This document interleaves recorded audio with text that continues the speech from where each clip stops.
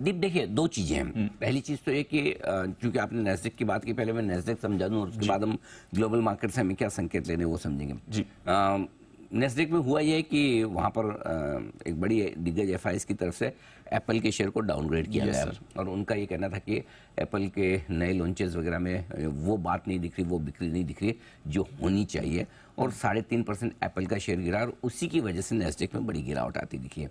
अगर आप मुझे पूछें तो अब तक जितने आईफोन 15 वाले लोग हैं जिन्होंने खरीदा है तो बहुत सेटिस्फाई नहीं है। हाँ, उन्हें सबको लग रहा है कि नहीं खरीदना चाहिए। इनफैक्ट दिक्कतें ज़्यादा हैं आईफोन 14 के मुकाबले में। तो ये आईफोन 15 का जो लॉन्च है वो किसी भी लिहाज से, और अच्छा एक सबसे बड़ी बात दीप क्या है कि एक जो है ना कभी कभी क्या होता है, आप जरूरत से ज़्यादा जरूरत से जल्दी लॉन्चेस करते हैं तो उस लॉन्च की इंतज़ार खत्म हो जाती है। एक वक्त था जब नए लॉन्च का लोग इंतजार करते थे और कूद कर खरीदते थे।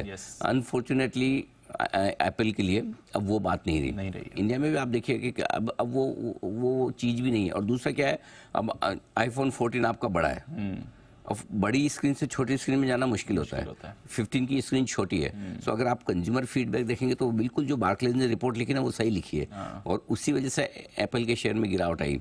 सो और नेस्डेक आपका 250 पॉइंट टूट गया।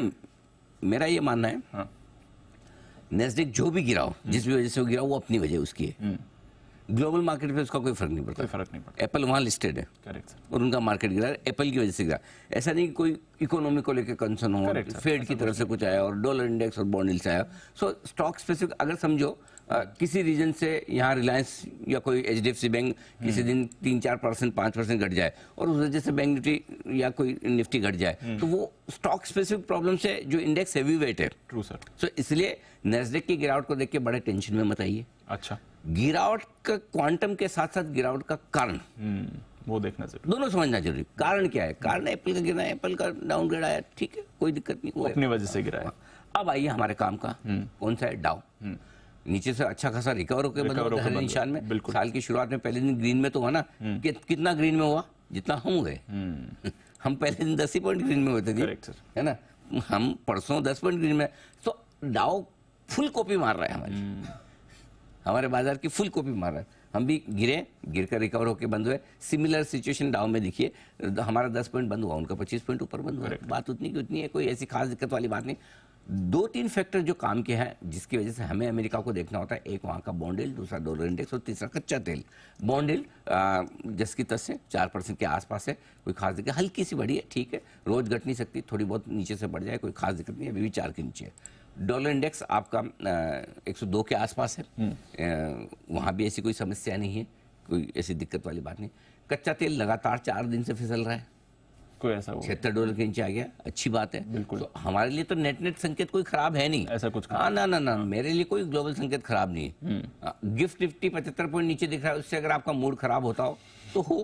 तो मूड खराब करने के लिए आपको 50 कारण मिल जाएंगे, अच्छा रखने के लिए एक ढूंढना मुश्किल है। Yes sir, exactly. हाँ, और दूसरी बात है कि हर रोज अमेरिका के बाजार नहीं बढ़ सकते हैं। आज वैसे फेड की मीटिंग के मिनट्स भी आने वाले हैं, देखते हैं अगर मिनट्स में कोई सरप्राइज आया या शॉक आया तो अलग बात है, वैसे तो होना नहीं चाहिए। तो आई थिंक आज का सेशन एक और ज्यादा निर्णायक रूप से अमेरिका में हो सकता है, जिससे हम कल संकेत लेने की कोशिश करेंगे। But overall bond yield, dollar index, डाउ और क्रूड, 4 संकेत आपके चारों स्टेबल है, न नेगेटिव है न पॉजिटिव है, कोई दिक्कत वाली बात नहीं। इनफैक्ट हल्के से पॉजिटिव साइड में ही है, नेगेटिव साइड में नहीं। नेगेटिव साइड में नहीं है ना। तो कोई ऐसे परेशान ना, बिल्कुल भी नहीं, मुझे तो बिल्कुल भी नहीं। आपको लग रहा है मुझे देख के परेशान? नहीं सर बिल्कुल नहीं, अच्छी फीलिंग आ रही है। चलिए, तो वैसे ग्लोबल जापान आज भी छुट्टी में है। आज भी छुट्टी में, कल खुलेगा। जापान। ऐसे बड़े 2 back to back serious incidents हो गए बेचारों के लिए। ये तो मतलब वो जो विमान में आग लगी, फॉर्चुनेट है सर, अनफॉर्चुनेट, बट वो बच गए लोग। लेकिन वो सामने जिससे टकरा उसमें 5 क्रू मेंबर्स थे, 6 में से 5। बट फिर भी मेरे ख्याल से कितने 400 करीबन लोग थे। हाँ, आई थिंक 350 360 ऐसे कुछ है। उतने बच गए, वो भी बहुत बड़ी बात है। चलो टचवुड। और इतना बड़ा अर्थक्वेक आया, फिर भी जापान वालों ने कुछ तो अच्छे पुण्य के काम किए हैं, है ना।